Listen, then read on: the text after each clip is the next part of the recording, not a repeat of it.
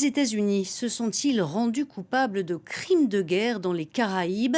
L'armée américaine frappe régulièrement des bateaux soupçonnés de se livrer au narcotrafic. En septembre dernier, elle serait sciemment revenue à la charge 2 fois afin d'éliminer toutes les personnes à bord. Les explications de notre correspondant à Washington, Mathieu Mabin. C'est effectivement une affaire explosive révélée par le Washington Post qui plonge l'administration américaine dans une zone grise du droit international. Les faits remontent au 2 septembre dernier. Selon plusieurs sources militaires citées par le quotidien, 2 Vénézuéliens auraient été tués après avoir survécu à la destruction initiale de leur embarcation par la marine américaine.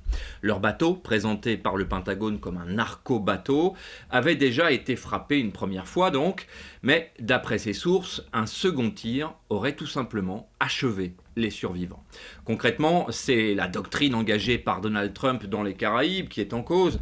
Depuis septembre, les navires américains frappent des embarcations suspectées de transporter de la drogue, sans publication de preuves ni cadre juridique clair. Plusieurs dizaines de personnes ont déjà été tuées et certaines frappes ont visé des bateaux dont l'activité reste à ce jour impossible à vérifier.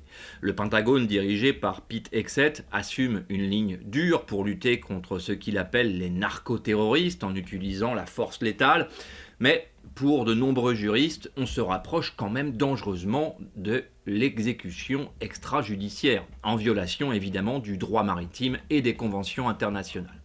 En réalité, cette affaire tombe au plus mauvais moment pour Washington. Les gouvernements de la région demandent des explications et plusieurs élus américains réclament désormais une enquête complète sur les règles d'engagement utilisées dans ces opérations.